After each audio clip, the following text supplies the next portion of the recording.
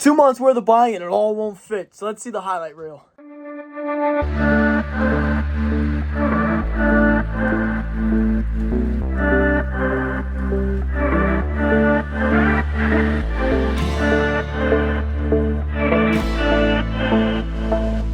The first store I'd like to talk about is, of course, Panther Comics off of Route 42 in Washington Township, and we ran our annual New Year's sale, and of course I picked up a couple of keys, I picked up some dollar books, and I picked up a couple other things throughout the month. I'm always buying. I can't keep up my hands out of the cookie jar. But a couple of cool books. We got the first Lazarus Pit. This is a great book to complement my other Rajo Gold keys. I got first Raj back there. I got a beater cop first Talia, hunting for the first Legion of League of Assassins. But really always looking for those Raz keys. We got Thor 226. This is, I believe, the redoing of Galaxy's Origin. Just another Thor issue I need for the run as I near closer to completing it. We got a great Neil Adams Batman 236. Just a great cover. And I believe it's the Ghost Bride issue where, like, it's a ridiculous story, but it's always fun. Clive Barker Hellraiser #1. Another one for the run. I'm a big horror fan, as you may know from seeing my reviews on the channel, but also I'm a huge Clive Barker fan, and you can't go wrong with Clive Barker comics. We got Detective Comics number 415, the classic Hanging Batman cover. That's an iconic one. And we've got Detective Comics number 439. A lot of these Batman issues, I just like to buy them to read, flip through, and I don't think I'll ever complete the run of either Batman or Detective, but when I see them, I usually try and grab them. Same thing with Batman Detective Comics 495. This is a great read. All these really are just kind of silly, fun reads, or some of them are very iconic stories. 482 has a great demon backup story in this one. That's one thing I love about Detective 2, is a lot of the backups are just as good, if not better. Sometimes, like, they'll do, like, a Batgirl stories are usually hit or miss. Robin stories are usually hit or miss, at least from that era. But Detective 485 is another great Ra's al Ghul issue where Batman and Bronze Tiger meet for the first time. And then Ra's al Ghul is obviously pulling some strings. That's a fun read. We've got Batman number 233. I mean, just look at that cover. Look at that cover. It's probably some of my favorite era in Batman comics. Another great Man-Bat issue there for, what is this, Batman 254. Man-Bat is still one of my favorite Batman rogues of all time. And I'm getting close to picking up his first appearance. We have, of course, Jimmy Olsen, number 44, Superman's pal, and a great werewolf cover. I love that purple and yellow backdrop. I'm a big fan, if you've seen my Golden Age haul, of books from the Golden, Silver, Bronze era where they were using unconventional colors for backdrops. Nowadays, you don't really get that as much with modern comics, but using up the purples and the yellows and the green ink, for whatever reason, it just pops for me. And, of course, one of the bigger keys I picked up at the sale was Action Comics number 340, First Appearance of Parasite. It has the Superman pinup in here.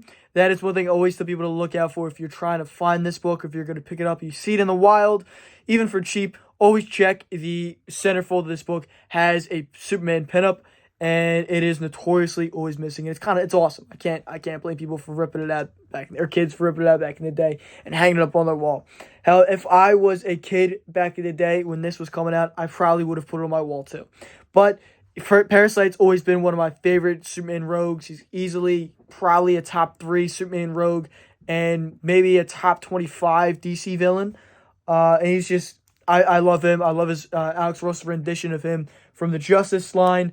I have the figure back there somewheres. I mean, if you can kind of see him. And then, of course, picked up a couple other dollar books. The dollar books were half off, grabbed a bunch of stuff. So we've got Independent Comic Guide number 1. This is just something I like to flip through, these old indie books, just for shits and giggles. Picked up a couple books like that. Same thing with Nightside and The Rock number 1. I believe this was the only issue, or there might have been a second issue to this one. I think there's a second issue to this one that I gotta hunt down. But yeah, it's just something to flip through. This is one of my favorite covers of all time. Swamp Thing number 56. There's just something about it that I love this book. And I always see it around, but I always just kind of waited to pick it up for cheap. And that's what I did here. It's still always one of my favorite covers from that run. And one of my favorite DC covers of all time. We got The Violent number 1. This is a book that somebody recommended to me years ago. And I kind of just never found a copy. I was always kept in the back of my head. I don't remember who told me to read it, but somebody told me I would enjoy this book, and I finally found the number 1. So I'm going to give it a read. And if I like it, maybe I'll hunt down the rest. With Nosferatu, 1922 number 1, this needs a bag of board. But one thing I love about this is it came out with the Silent Screamers, and which is a McFarlane line. Was it McFarlane? Maybe it was McFarlane. I think it was McFarlane, though.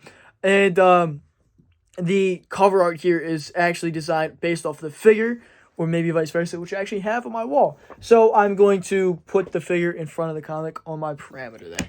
And we got A+ Comics number 3, Detroit's first self-published comic, according to, wow, the cover. It's just, again, I love these independent comics. I think there's a charm to them. Godzilla number 2 from the Dark Horse run. This was the last issue I needed, and I've now done the Dark Horse run on Godzilla, and at least that ongoing run. And I'm almost done, honestly, all the Godzilla books. I only have a few left other than those pesky store-exclusive covers for that IDW issue. Headless Horseman number 1 is a great Eternity Comics title, and that is just a great cover. Again, there's another one I just toilet reads. I just want to kind of flip through. I don't literally read them on the toilet, but I call them toilet reads just because you just want to flip through them, mindless nonsense. Just like Arthur Soydum's Demon Dreams number 1. I've always been a big Soydum fan, and this book is no exception to that. Just a fun read. Then we've got almost the entire run of the Brat Pack, which I think I'm now missing just one issue out of this run. And this is basically the boys before the boys. It's very, very raunchy, very not made for TV. But who knows, maybe with the boys' success, maybe you'll see a smaller company pick it up to try and cash in. We got Superman Family number 214. This is first appearance of Superhumanoid as an ape. This is another book that I always tell guys, keep an eye out for. You know, it's got a $1 cover price, and you can still find them in the dollar bins or even cheaper. So I think this is a book always to keep an eye out for. Then one of my favorite things to pick up in the cheap bins is these old price guides, just because I find them to be just hilarious to flip through. You know, they're time capsules. Say they're the Overstreets, they're just time capsules. Or the Wizards. It's kind of funny to look back on what prices once were. Man with a Screaming Brain number 2. I am near complete on this run, and I think I need a couple variants, and I think I need the number 1. But it's a great Bruce Campbell movie. Just silly nonsense at a Dark Horse. We've got 1602 number 3. This is the last issue I needed to complete this run. So I'm now finally done hunting this one down. And I can probably sell off all the doubles I've actually picked up over the years. And then Batman and Robin number 1. This is the first official appearance of Professor Pig as the character we know. There's people debate for Batman 666. But the Professor Pig in that issue is nothing like the Pig that you and I know. And this is one of the tougher variants. I don't remember if this is incentive or it's just the B cover.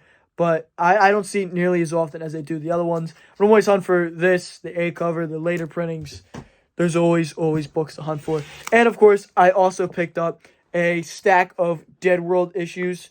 We've got, number 1. We've got number 17. These all need bags of boards. We got number 18, 5. And some of these are from different volumes of Dead World. 21, 24. And I think, actually, some of these aren't even Dead World issues. I think they're, back or used as promotion. 22, 15. This is one of the ones I don't think is actually part of a Dead World volume. Correct me if I'm wrong. I know one of them are. At least 1 or 2 of these issues aren't actually Dead World issues for whatever reason. But it's just a fun caliber series I always try and put together, especially in those cheap bins, because, again, I'm a big horror fan. I like just flipping through these books. You can never go wrong. And while I was out and about, a buddy of mine had dropped off some books I claimed in his claim sale. If you're not already, follow AB Comics on IG. And tell him I sent you, especially on his next claim sale. Go check him. He's always got good stuff. And so I picked up a couple reader copies of some Batman stuff. Batman 246 at a low grade. I just want to flip through it and read it. Same thing with Detective Comics number 434, I think this issue is. It's ripped right by the number. But, again, it's just, look at that cover. I'm drawn in, and I want to read the Hawkman back, so I haven't flipped through this one yet. I read the other one. How can you go wrong, Then we have, speaking of Batman and Robin, this is, I believe, the third printing of the number 1 of that Batman and Robin. This is just, again, one of those Damian keys, Professor Pig keys I keep an eye out for, especially when you see them in the cheap bins or when you see it on your buddy's claim sales. You just claim it. Danger Girl and Army of Darkness #1, the IDW Dynamite crossover. You can't go wrong with Ash Williams. I've always been a huge Evil Dead fan, huge Bruce Campbell fan, Sam Raimi fan, and whenever I see any Army of Darkness Dynamite comics or the Dark Horse ones, I just pick them up. And rounding out Arctic Press's Sentai #3, it's got a Guyver special in this. I believe there's an interview with Steve Wang, right? Steve Wang. Yeah, interview with the director of the Guyver, Steve Wong, and a little article about the Gamera movies that come out in '95. That would be the Heisei trilogy, I believe. And then there's a little article in there as well. I was reading about Toho and Godzilla and all that goodness. There's endless articles about Toho and Godzilla. I mean, I've been picking up G-Fan for as long as I can remember, just because I just love reading. And there's a couple other backup stories in here, too, about different articles and just fun stuff. And I believe this came out around the time Godzilla Space Godzilla was coming out. So I think there was something in there about that. But anyway, moving on to Glassboro Comic Book Store. So you know I go a little bit everywhere, and there's a few shops I try to frequent. The comic book shop in Glassboro always has something there for me, and I found they had some 3 for $1 bins out when I had stopped by, and I picked up a small stack. Some highlights, got Red Sonnet 6 through 11 out of, I believe that's the second or third volume out of Marvel. I believe it's the second. And this is a great run to put together, especially with the movie coming later this year. Picked up the final issue of Dr. Solar, Man of the Atom, and this is a series that actually ended off as a Whitman title. Then we have first Chitauri Ultimates #8. This is a great sleeper book I always tell people to keep an eye out for in those cheap bins. I wouldn't pay more than $1 for this, honestly, because it's everywhere. But it's a fun book. I don't think it'll ever get hot. I mean, we've already seen the Chitauri multiple projects, but it's kind of cool to see where they came from. But X Factor 72, which is a pair of first appearances. It's always good to pick up those X-Men keys, especially as they're coming. Then we have a Blackout Comics issue that was signed, but it looks like it was put in the bag a little bit too quickly, and the ink had smudged on it. But for a third of $1.33, I wasn't going to leave it there. The Field #1 with a remark in the upper right-hand corner.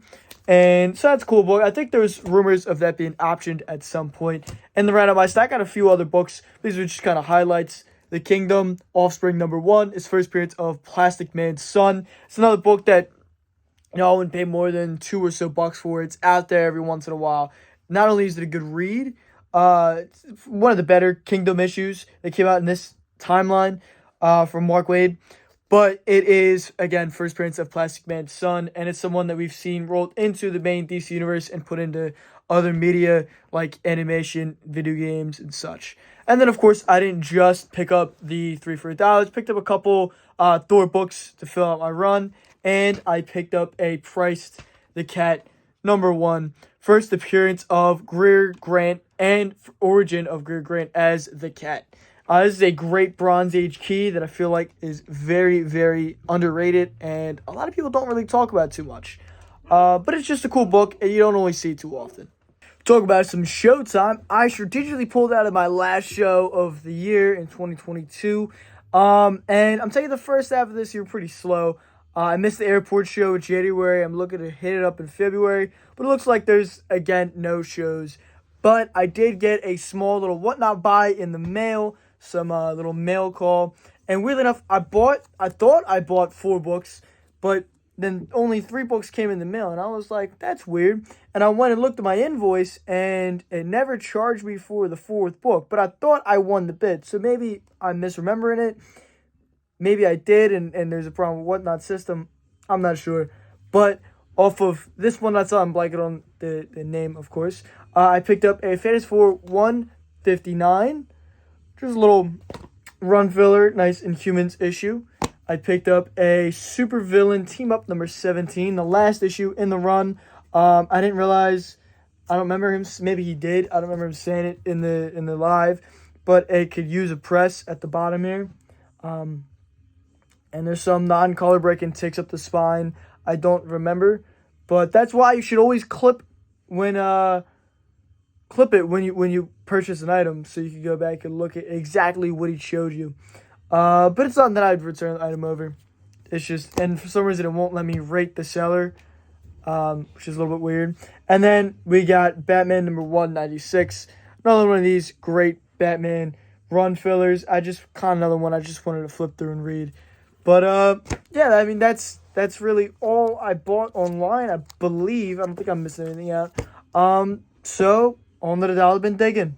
Dollar bin digging never grows cold. Stopped at Secret Origins and dug into their bins and snagged up a couple gems. I found a Mark Jewelers to this X Factor 33. It is not my first, but my second copy in my personal collection. I've seen more of these as well. Have the Mark Jewelers insert in it, which I find interesting because it's a frequent flyer, so it's something to keep in the back of your mind when you're going through those bins. But I also picked up a New Avengers number 40, first appearance of Vernacki, just in time for Secret Invasion coming out later this year. We've got a X-Men, this is the annual, number 12. This is Origin of High Evolutionary and the birth of Kazar and Shauna's child. I don't remember if it's a boy or girl, but that's a little, one of those next-gen sort of keys that I might do a spec talk about in the future. And I got a stack of other books, but really the only other most notable one is this Daredevil number 17, just in time for, yes, that is a Strange Academy preview. I think there's 2 or 3 issues that came out in this month that have that Strange Academy preview in them, and I think now it's time to get them because that Strange Academy number 1 is, that's always kind of, it says really since it came out, it's always been kind of a hot book. And these books, they found this for $1, and since that Wong show might have a lot to do with other characters and the Strange Academy and American Chavez, it's not a bad idea to pick this up if you see them. But a couple other miscellaneous finds. You already saw my stuff from Panther and Glassboro. It's a couple of miscellaneous stuff. This is Firestorm number 6, and this has a little Motsu preview in it. It's a couple pages of the series to come, and then a foreign I believe is the UK Spider-Man Complete Edition number 14. Just kind of a cool thing you don't find too often. I always love picking up the foreign books. I know it's obviously a bit beat up, but for $1, how could you go wrong? And the other most exciting one for the 2 months is probably this Pumpkinhead number 1. This is first appearance of Pumpkinhead in comics. This is a book I've been hunting for a while now, and it's just kind of eluded me. So I can finally put a pin in it, and I guess hunt for a second copy. You really can't go wrong with that one. But let's move on and see what action figures picked up in the last 2 months. Always picking up some new action figures, and here's just a couple of the highlights for the last 2 months. Hopefully the 2023 or 2022 wrap-up had already come out at this point. Go check that out if it is, and if not, keep an eye out for it because it should be talking about my 10 best finds for the year. And one of them that actually made the list is the complete lineup of the Spectre-Man HG core line. I believe this is the full first wave. I believe there's 6 figures in the wave, and I finally get the whole roster. I already had 1 or 2 figures, but I just kind of finally got them all in one go. Now moving on, I believe there's a second wave, which I have 2 figures from the second wave, so I need the other 4, and then there's 2 more figures in a separate wave. That was really cool, and I'm always looking for new Godzilla stuff. Picking up the Godzilla armored version from the Godzilla War in box was very, very cool. I can put it next to my prototype of that same Godzilla. And I picked a bunch of other stuff. My G-Force carded figures, always fun to see. And then this Destroy Monsters lunchbox and the thermos had come out, I believe, last year. And it's a very cool piece. I think that a couple of them, I got a couple more to track down. But I love the artwork on the box and the side of the thermos. And of course, thank you to my buddy Tony for this Korean King Ghidorah. He is an awesome piece. So I've actually never seen before. But that's one thing I love about the kaiju stuff is there's always something you've never seen. But on top of the kaiju, I picked up this custom Punisher. I'll put some better photos of him in there. And he's going to fit perfect to, I'm building a display. He's going to be perfect for it.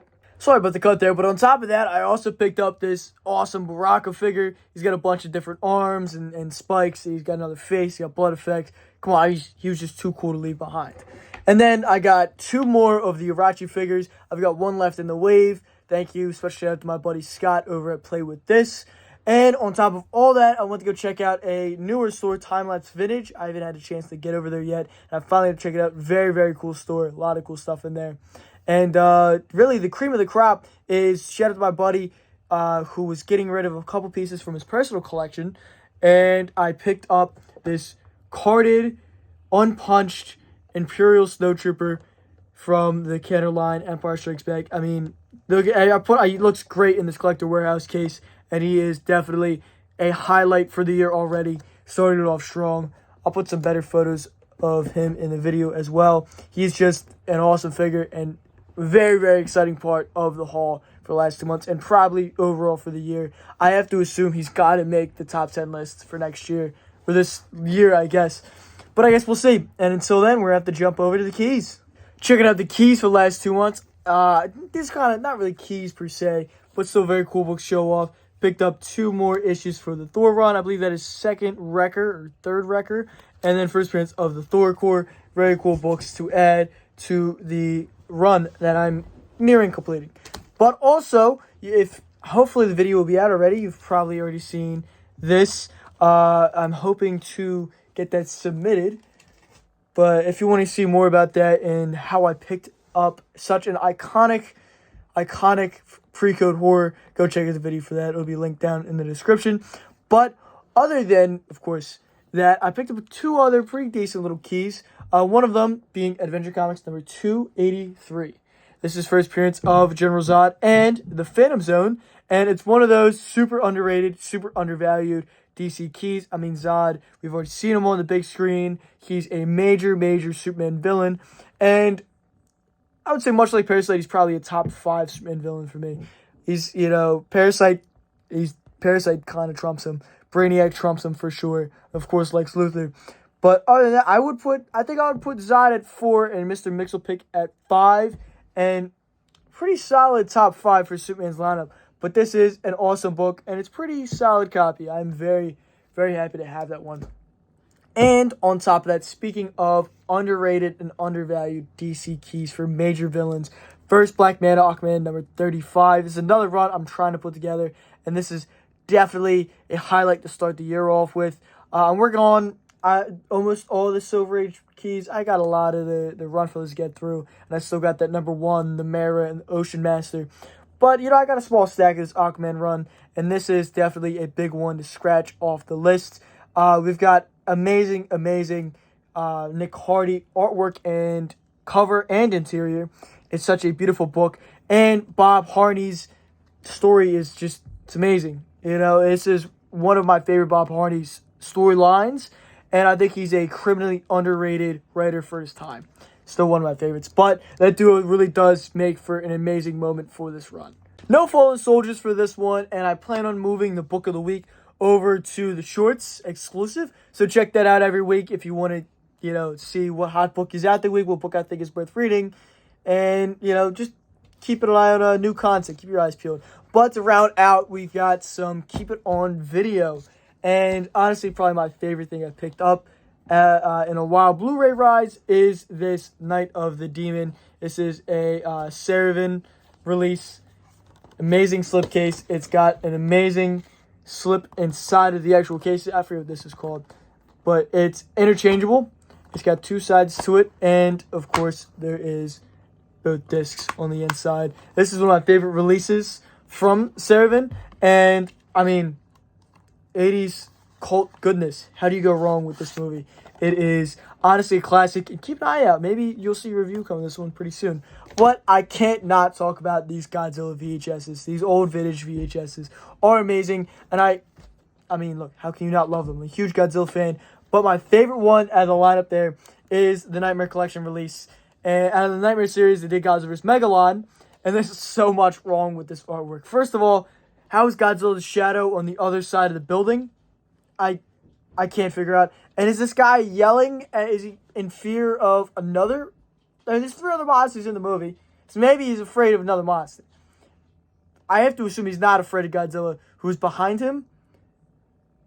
But who knows? Who knows? It is a marvel. It is a marvel of storytelling in one single image. But if you guys enjoy, follow me here on Facebook and Instagram for more daily content, and join the Facebook group Fandoms Unleashed for even more daily content and behind the scenes look at Connor's comics and great discussions. All linked down in the description. And until next time.